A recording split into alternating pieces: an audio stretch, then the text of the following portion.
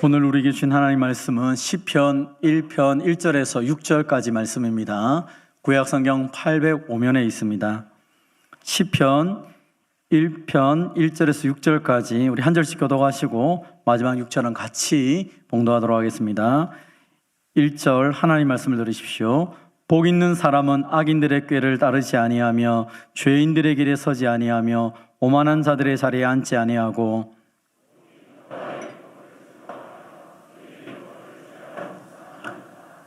그는 시냇가에 심은 나무가 철을 따라 열매를 맺으며 그 잎사귀가 마르지 아니한 같으니 그가 하는 모든 일이 다 형통하리로다.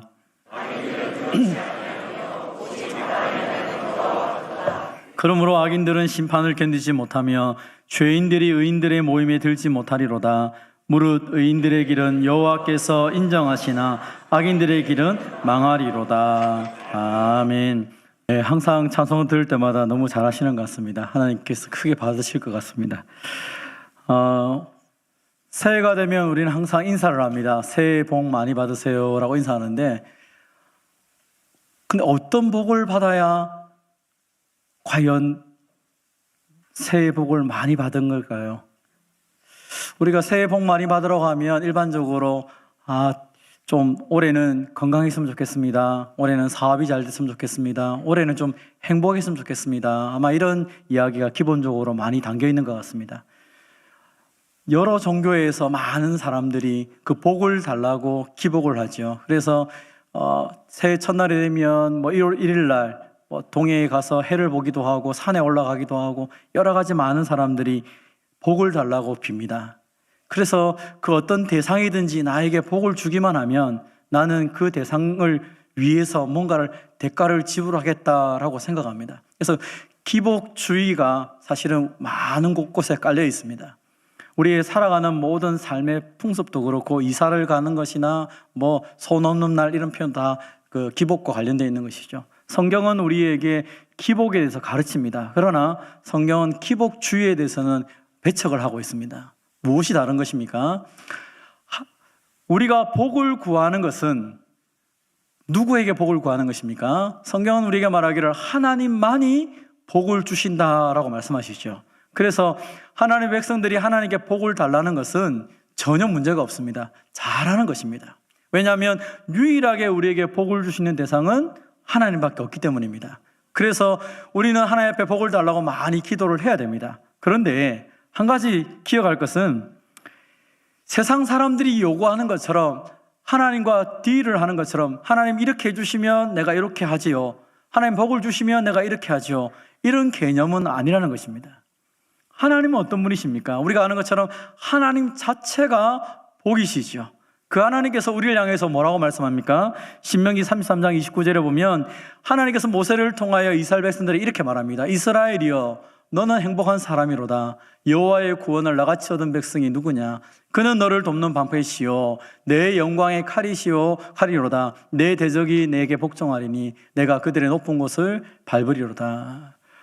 하나님께서 이스라엘 백성들을 얼마나 구원하셨고 얼마나 그들과 함께하는지 어떤 대적이 와도 날마다 승리하게 됩니다. 그래서 너같이 행복한 사람이면 너는 행복한 사람이다. 너는 복덩어리다라는 말이라는 것입니다. 시편 73편에도 보면 하나님을 가까이 하는 것이 우리에게 복이다라고 말하죠. 복이신 하나님을 가까이 하는 것이 우리에게 복이죠. 근데 아주 놀라운 약속의 말씀이 있습니다. 에베소서 1장에 보면 그 하나님께서 우리 주 예수 그리스도의 아버지께서 그리스도 안에서 하늘에 속한 모든 신령한 복을 우리에게 주셨다라고 선언하고 있습니다. 사랑하는 성도 여러분, 하나님이 예수님을 보내주셔서 그 예수님 때문에 하늘의 복이 저와 여러분에게 이미 있는 줄 믿으시기를 바랍니다. 하나님의 복이 우리에게 있다는 것이죠. 그러면 한번 다시 해봅시다. 나는 복 있는 사람입니다. 옆 사람에게 당신도 복 있는 사람입니다. 복 있는 사람 맞습니까? 하나님이 내 안에 있으면 나는 복 있는 사람이죠. 그런데 성경은 우리에게 내가 복 받은 사람입니다, 나는 복 있는 사람입니다 라고 끝나지 않는 것이죠. 하나님께서 처음 아브라함을 부르셔서 창세기 12장에 보면 아브라함을 부르셔서 이렇게 말합니다. 너를 축복하는 자에게 내가 복을 내리고 너를 저주하는 자에게 내가 저주하리니 땅의 모든 족속이 너로 말미암아 복을 얻을 것이라. 여러분, 성경에 보면 아브라함이 분명히 애굽에 내려가서 잘못하는데 자기의 아내를 누이 동생이라고 속였는데 벌은 누가 받습니까? 바로 왕이 벌을 받습니다. 아니, 아브라함이 잘못했으면 하나님이 아브라함을 벌을 줘야 되는데 오히려 아브라함은 그 애굽 왕 바로에게 엄청난 많은 재물을 가지고 나오게 됩니다. 어떻게 이게 가능한 이야기인가? 그냥 윤리적으로 보면 이해가 안 되는 본문입니다. 그런데 하나님께서 창세기 12장 3절에 약속하기를 너를 축복하는 자를 내가 복을 주고 너를 저주하는 자를 내가 저주할 것이다. 왜냐하면 너를 통하여서 모든 만민이 복을 받아야 되기 때문이다 라고 말씀하시는 거예요. 하나님을 믿는 저와 여러분에게 하나님이 이 약속의 말씀을 주셨습니다. 하나님께서 우리를 저주하는 자를 하나님이 대신 심판하시겠다 말씀하시는 것이죠. 우리에게를 축복하는 자를 내가 복을 내리겠다고 말씀하고 있습니다. 왜냐하면 우리를 통하여 세상이 복을 받아야 되기 때문에 저와 여러분이 세상의 복의 통로로 이미 부름받은 것을 믿으시기를 바랍니다. 그래서 우리는 하나님의 복을 흘러보내는 사람입니다. 좀 죄송하지만 어떤 사람이 우리를 향해서 막 저주할 때 그 저주의 말 때문에 여러분의 마음을 상할 필요가 없습니다. 제가 저때 아이들하고 설교하면서 이런 얘기를 했는데요. 막 너를 저주하는 사람이 있으면 속으로 생각해. 속으로. 겉으로 말하면 큰일 나니까 속으로 뭐라 말하냐면 막 저주하면 반사. 왜? 오늘 말씀이 이 말씀이니까. 나를 저주하는 자를 하나님 저주한다 했으니까 주님 반사입니다 아시죠? 그렇게 말하면 네 마음이 하나도 안 상할 거다 이렇게 가르친 적이 있어요. 여러분, 우리는 복을 전하는 통로입니다. 근데 놀라운 충격적인 사실은 너로 말미암아서 그들이 복을 받을 수도 있고 너로 말미암아 그들이 저주를 받을 수 있다는 것입니다. 아주 놀라운 사실은 내가 어떤 삶을 살아가냐에 따라서 내 주변이 바뀐다는 것입니다. 하나님이 우리를 복의 통로로 삼으셔서 우리를 통하여서 여러분의 가정과 여러분이 속한 직장과 모든 세상을 바꾸기를 원하십니다. 그런데 내가 복의 통로로 제대로 서 있으면 수많은 사람들이 복을 받을 것입니다. 그런데 내가 복의 통로로 서 있지 않으면 내가 잘못했는데 사람들이 나를 저주하다가 본인들이 저주를 받게 된다는 것입니다. 그래서 오늘 이 말씀을 꼭 기억하면서 내가 복인데, 내가 복의 통로인데, 내가 복 있는 사람인데 나를 통하여 세상이 바뀔 수 있다는 이 놀라운 약속의 말씀을 붙잡고 좋은 복의 통로로 쓰임받는 우리 모두가 되시기를 바랍니다. 그렇다면 어떻게 하면 내가 복의 통로, 복 있는 사람이라는 사실을 제대로 알고 살아갈 수 있을까? 한번 따라해 봅시다. 복 있는 사람은 하나님의 말씀을 즐거워합니다. 오늘 본문 2절에 보면 복 있는 사람은 오직 여호와의 율법을 즐거워하여 그의 율법을 주야로 묵상하는도다. 하나님 말씀을 즐거워하여서 묵상을 한다는 것입니다. 그런데 복 있는 사람은 하나님의 말씀을 묵상하며 즐거워하는데 복이 없는 사람들은 어떻게 살아갑니까? 1절에 보니까 악인들의 꾀를 따르고 죄인들의 길에 서고 오만한 자들의 자리에 앉는다는 것입니다. 복 있는 사람은 하나님과 가까이 하고 하나님의 말씀 속에 있으면서 그것을 즐거워하며 살아가는데 복이 없는 사람들은 기준이 없으니까 꾀를 내어서 살아간다는 것입니다. 살아갈 수 있는 방법을 연구한다는 것이죠. 그래서 우리가 한번 힘을 모아봅시다 해서 악한 사람들의 모임도 해보고 오만한 자리에 앉아가지고 내가 얼마나 대단한가를 자랑한다는 것입니다. 그것을 가리켜 사사기 21장 25절에는 각자 자기의 소견에 옳은 대로 행하였다라고 말합니다. 복 있는 사람은 하나님과 함께 있기 때문에 그 말씀 속에서 즐거워하고 기뻐하며 살아가는데 복 없는 사람은 꾀를 내어서 살아가더라는 것입니다. 제가 98년도에 결혼을 했는데요. 그때 너무 정신없이 결혼을 했습니다. 강도사에 했는데 그래서 결혼을 하고 나서 신혼여행을 가야 되는데 너무 바빠가지고 어떻게 신혼여행을 가야 될지 몰라서 친한 선생님에게 차를 좀 빌렸어요. 차를. 내가 전국 투어를 할 테니까 차를 좀 빌려달라 얘기했습니다. 근데 이 이야기가 아마 그 선생님 중고등부 선생님이었는데 중고등부 선생님들끼리 모임에서 이야기가 나온 것 같습니다. 그래서 거기에 있던 장로님, 권사님, 집사님들이 야, 우리 강도사님이 결혼을 했는데 이 뭐 전국 투어를 한다고 얘기하는데 어디 갈지도 모르고 그냥 차 몰고 그냥 한 바퀴 돌고 온다는데 이래 안 되겠다. 우리가 한번 보내주자 해가지고 결혼식 전날에 저한테 티켓을 가져온 거예요. 비행기 티켓, 그 다음에 호텔 티켓을 가져온 것입니다. 98년도니까 제주도 가는 게 꿈 같았는데 제주도 갔다 오라고 보내준 거예요. 제주도에 갔습니다. 뭐 정신없이 주일을 마치고 새벽기도 마치고 신혼여행 바로 갔는데 호텔에 가니까 너무 좋더라고요. 너무 좋은 제주도의 호텔을 하룻밤을 잤는데 아침에 일어나서 이제 아침 먹으러 나가려고 하는데 참 부러웠습니다. 그 맛있는 조식이 쫙 깔려있는 호텔에 너무 부러웠는데 쳐다보기만 하고 집사람과 같이 우리는 제주대학에 가서 학식을 먹었습니다. 학식을 먹고 난 다음에도 이제 돈이 없는데 어떻게 할까 하다가 이제 또 그 식당이 하나 있어 가보니까 칼국수 집에 칼국수를 먹고 그래서 2박 3일을 그런 식으로 해서 왔습니다. 그래가지고 왔는데 권사님, 장로님, 집사님이 저한테 얘기하는 거예요. 목사님, 강도사님 너무 좋으셨죠? 너무 좋죠. 신혼여행 가서. 그때 조식이 어떻던가요? 네? 호텔 조식까지 끌어줬는데요. 눈으로만 보고 입만 다시다 봤는데 거기 다 있었는데 제가 티켓만 보고 티켓 안에 내용을 보질 못했어요. 그 자세히 봤으면 분명히 조식권까지 다 있던 거 알 건데 호텔에 간 것만 해도 너무 감지덕지여가지고 비행기를 탄 것만 해도 너무 좋아가지고 이게 뭔지도 모르고 그래 지나고 온 것입니다. 그래서 제가 너무 억울해서 다음에 한번 가보겠다 이 생각을 했는데 아직도 못 갔습니다.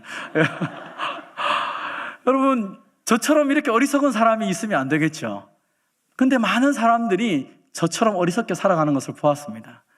어떻게 하면 제대로 잘 살 수 있을까? 사람다운 삶을 살 수 있을까? 하나님이 우리에게 그 설명서로 성경책을 주셨는데 어떻게 하면 하나님을 영원롭게 하고 어떻게 하면 하나님과 즐거워하는 방법이 여기 다 들어있는데 사람들은 이 성경을 덮어놓고 살아가더라고요.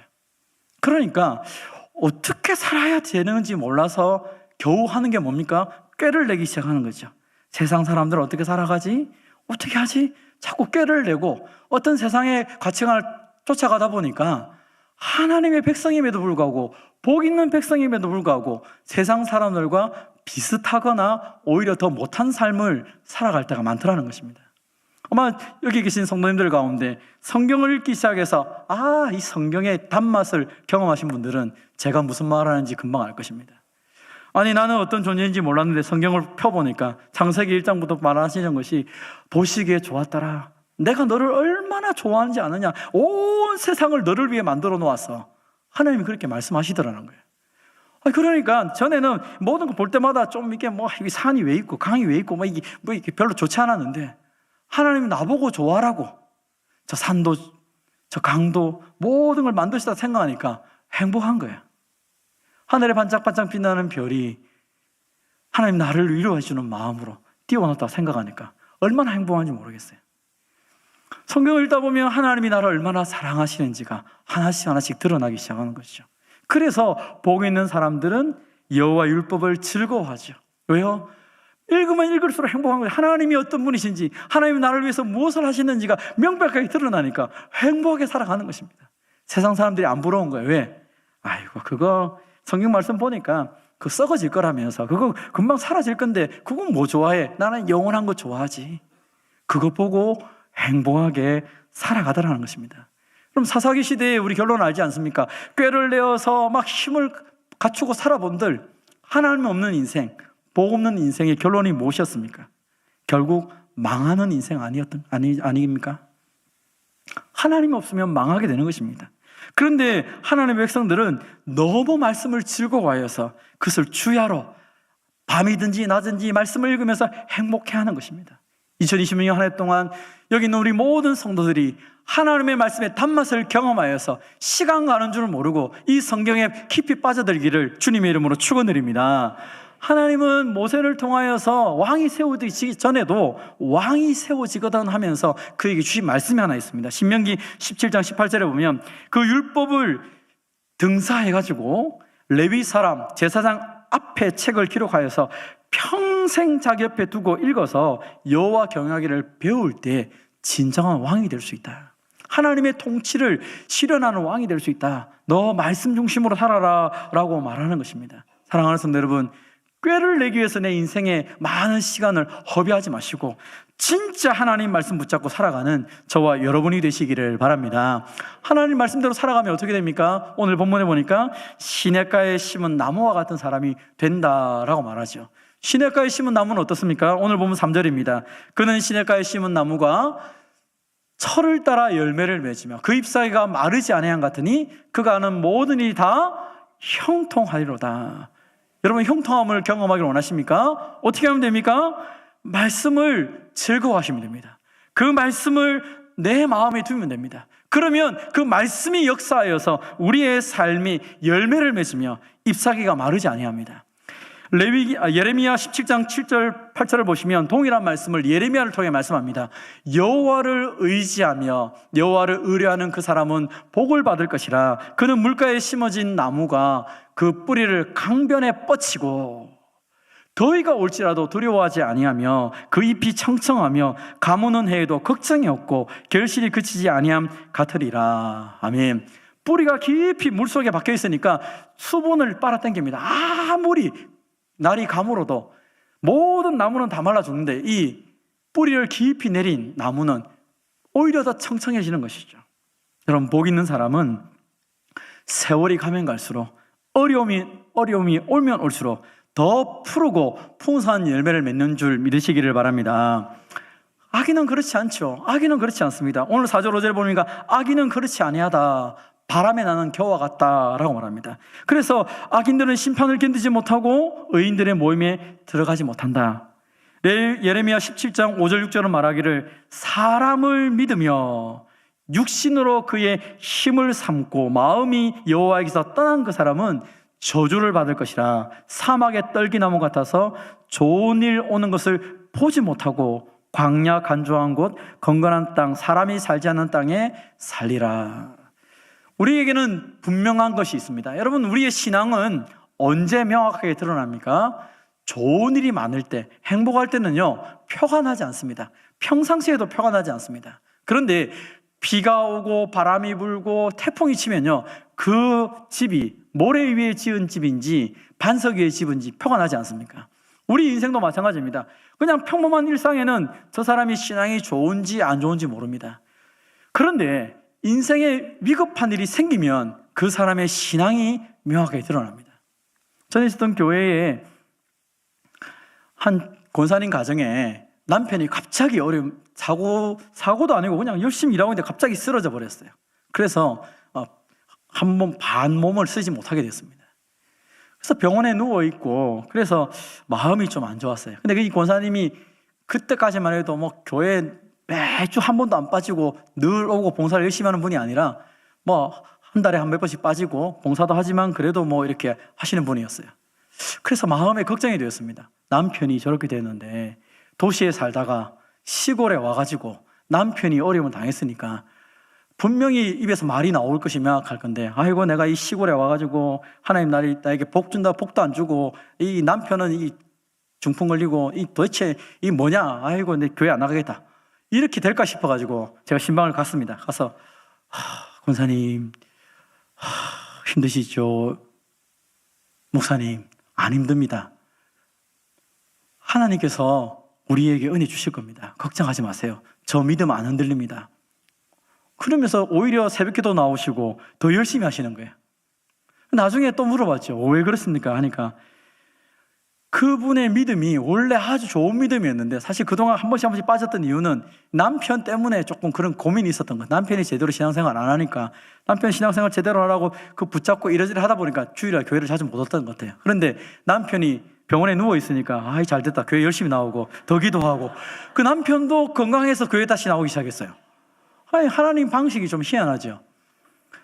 가장 마음이 그래서 그분을 보면서 저분 믿음이 원래 좋은 것이었구나. 어려움을 보니까 믿음이 좋구나.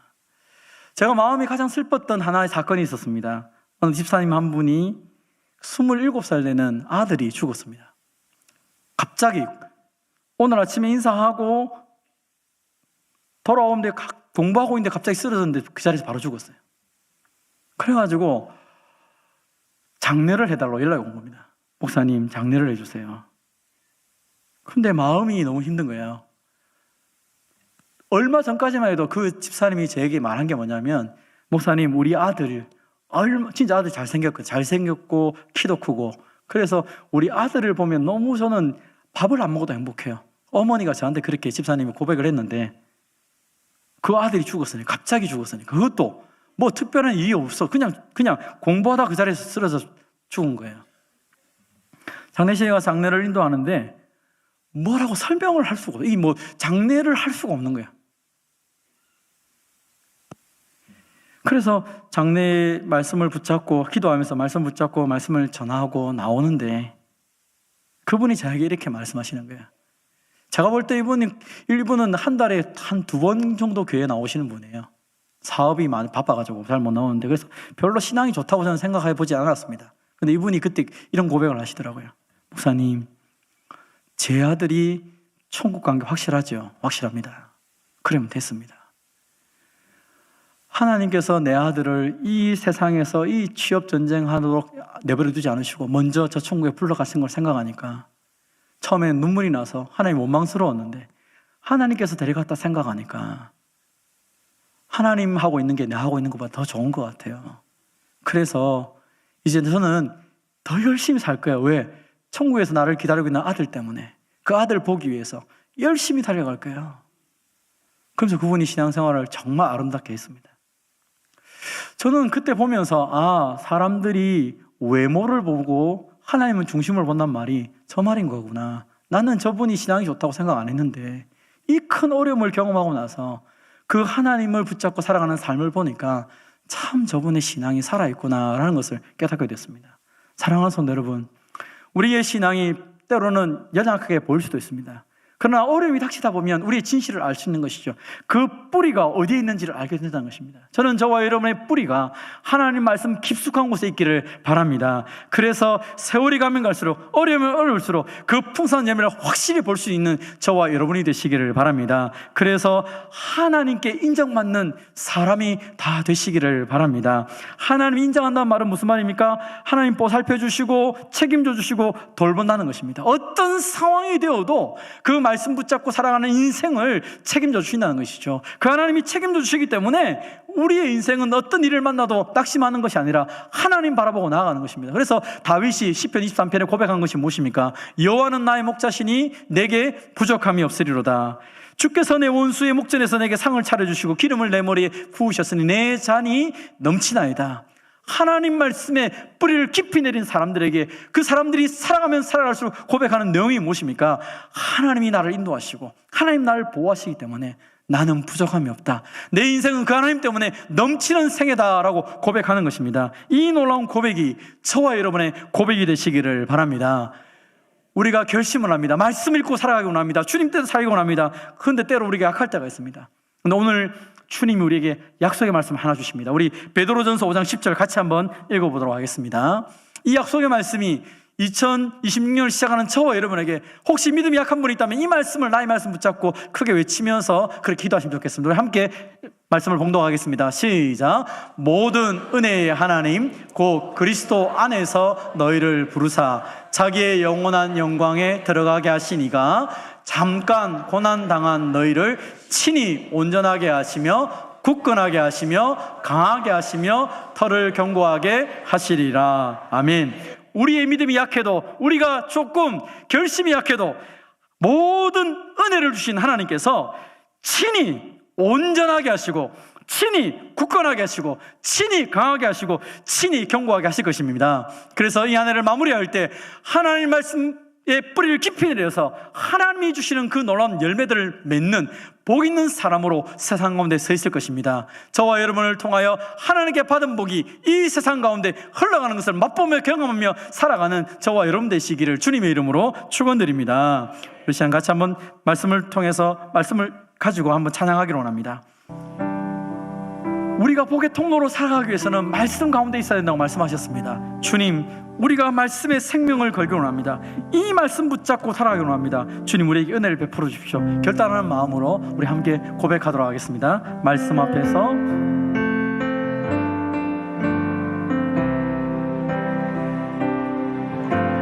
말씀 앞에서 경외함으로 주께 홀로 섭니다. 생명의 말씀 읽고 순종해 주를 예배합니다. 말씀 앞에서 경외함으로 말씀 앞에서 경외함으로 주께 홀로 섭니다. 생명의 말씀 읽고 순종해 주를 예배합니다. 기록된 말씀 힘이 있어서 기록된 말씀 힘이 있어서 진리로 우리 거룩게 하며 거룩한 말씀 세세 영원히 복음이 되어 말씀하시네. 하나님 말씀에 두려워 떠는 자,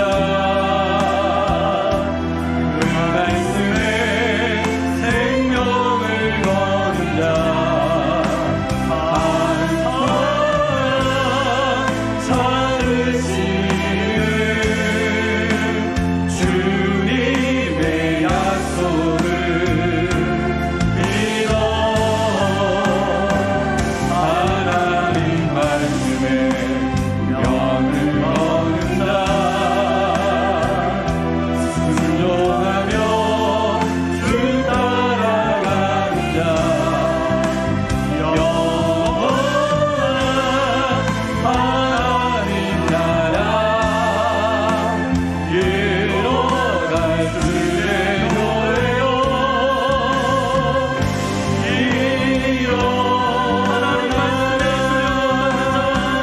하나님 말씀에 영원한 자,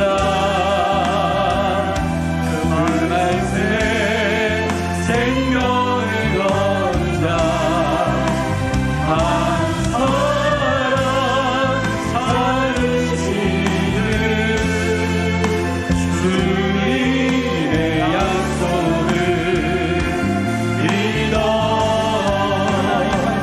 하나님 말씀에 명을 거는 자, 순종하며 주 따라가는 자, 영원한 하나님 나라 이뤄갈 주의 노래요.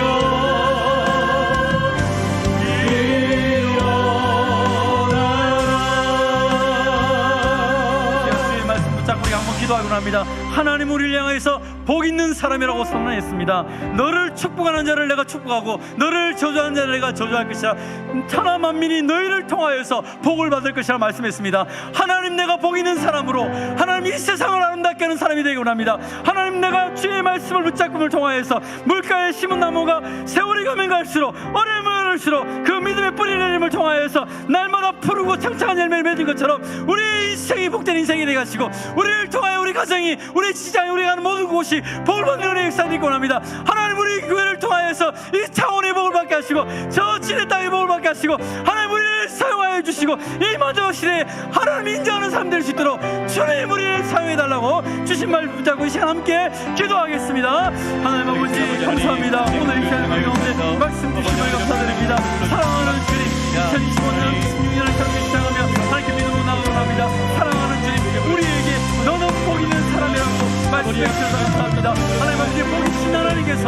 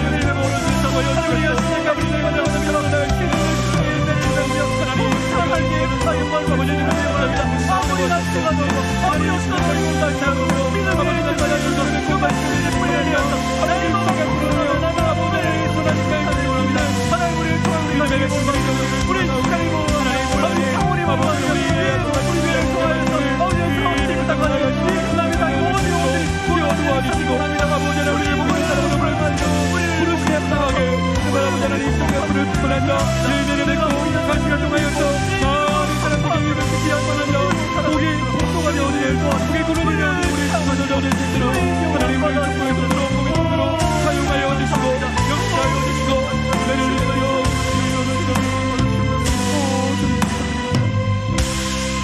하나님 아버지 감사합니다. 세상 사람들은 여기저기 돌아다니면서 복을 갈구하지만 이미 우리에게 복의 근원 되신 하나님이 우리 가운데 임재하시고 예수님을 통하여 하늘에 신령한 모든 복을 우리에게 선물 주심을 감사드립니다. 하나님, 내가 복 있는 삶이라는 사실을 믿고 확신하며 살게 하여 주시옵소서. 하나님께서 우리에게 이 복된 인생을 살아가도록 이미 말씀을 주셨는데, 하나님, 그동안 우리가 게을러서 주의 말씀을 제대로 알지 못하여서 이미 우리에게 주신 그 복들을 누리지 못하고 오히려 세상 사람들과 똑같아지려고 애를 쓰다가 비참하게 비굴하게 살은 적이 있습니다. 주님, 우리의 게으름을 용서하시고 우리 연약함을 불쌍히 여겨 주셔서 다시 말씀을 깊이 알음을 통하여서 하나님이 주시는 그 놀라운 복들을 마음껏 누리며 살아가게 하여 주시옵소서. 하나님, 내가 복 있는 사람으로 복의 통로로 우리의 가정과 직장과 세상을 밝히고 복 주는 사람이 되게 하여 주시옵소서. 하나님, 우리 교회를 통하여 이 창원 땅이 변화되게 하시고 하나님의 나라가 이 땅에 세워질 수 있도록 은혜를 베풀어 주시옵소서. 우리가 기도하고 소원했던 것처럼 저 진해 땅에도 하나님 분립교회를 세울 수 있도록 은혜 주신 것을 감사합니다. 주님, 이제 그 교회를 채워주시고 하나님의 놀라운 은혜 역사들을 시작하여 주시옵소서. 하나님의 일하심을 보게 하시고 하나님의 그 영광들을 볼 수 있는 우리 모두가 되게 하여 주시옵소서. 사랑하는 주님, 오늘도 주님 앞에 우리가 나왔습니다. 주님, 우리를 있는 모습까지 받아주시고 사랑하는 성도들의 모든 필요, 모든 형편을 하신 주님께서 약속하신 은혜의 복으로 충만하게 채워주시옵소서. 이 한 주간도 주님 때문에 살맛나는 삶을 살아가는 우리 모두가 되게 하여 주시옵소서. 감사드립니다. 예수님의 이름으로 기도하옵나이다. 아멘. 하나님의 복을 받겠습니다. 우리 주 예수 그리스도의 은혜와 하나님 아버지의 무한하신 사랑과 성령님의 교통하심과 위로하심이 하나님의 말씀을 즐거워하여 시냇가에 심은 나무처럼 많은 열매를 맺어 하나님께 인정받는 복 있는 사람으로 살며 받은 복을 이웃과 세상에 나누기를 원하는 모든 주의 백성들과 이들의 가정과 산업과 자녀들과 가음종교 위에 항상 함께 있을지어다. 아멘.